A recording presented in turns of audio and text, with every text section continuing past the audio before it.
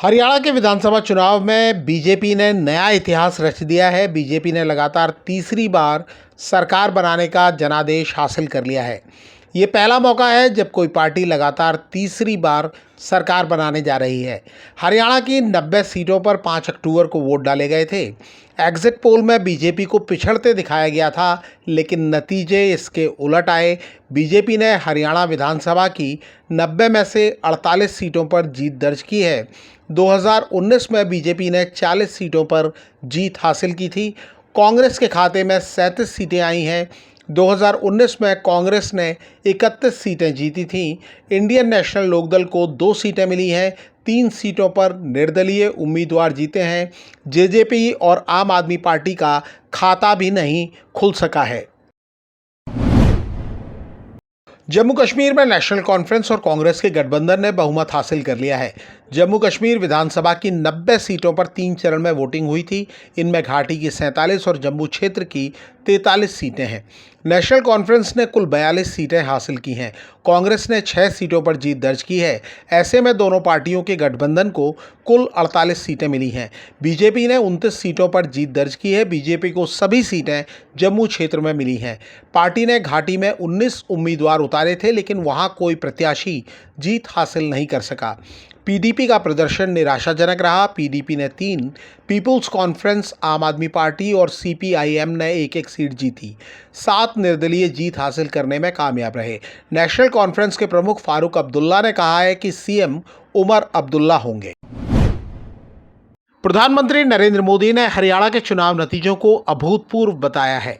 आज हरियाणा में झूठ की गुट्टी पर विकास की गारंटी भारी पड़ी है। हरियाणा की जनता ने नया इतिहास रच दिया। हरियाणा में अब तक 13 चुनाव हुए। 13 चुनावों में से 10 चुनावों में हरियाणा के लोगों ने हर 5 साल के बाद सरकार बदली, लेकिन इस बार हरियाणा के लोगों ने जो किया है वो अभूतपूर्व है। हरियाणा में जीत के बाद बीजेपी के हौसले बुलंद हैं। प्रधानमंत्री नरेंद्र मोदी ने हरियाणा के चुनाव नतीजों को लेकर कांग्रेस पर निशाना साधा है। जहां जहां भाजपा सरकार बनाती है, वहां की जनता लंबे समय तक भाजपा को समर्थन देती है। और दूसरी तरफ कांग्रेस की हालत कैसी है? पिछली बार कब कांग्रेस की किसी सरकार की वापसी हुई है? यानी जो सरकार में थे, कितने साल पहले वो दोबारा आए थे? करीब 13 साल पहले 2011 में असम में उनकी सरकार लौटी थी, बाकी एक भी नहीं लौटी। उसके बाद भी जितने चुनाव हुए, लोगों ने कहीं भी कांग्रेस को सेकंड टर्म नहीं दिया है। प्रधानमंत्री नरेंद्र मोदी ने कहा है कि जम्मू कश्मीर का चुनाव कई मायनों में ऐतिहासिक रहा। कुछ लोग कहते थे कि आर्टिकल 370 हटा तो कश्मीर जल जाए, लेकिन कश्मीर जला नहीं।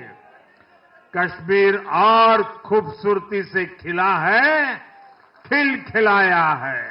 जिस तरह लोगों ने बाहर आकर रिकॉर्ड नंबर में वोट डाले, वो हर हिंदुस्तानी के दिल को खुश करने वाला है।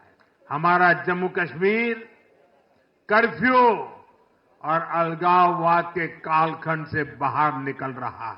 जम्मू कश्मीर में नेशनल कॉन्फ्रेंस ने 42 और बीजेपी ने 29 सीटें हासिल की हैं।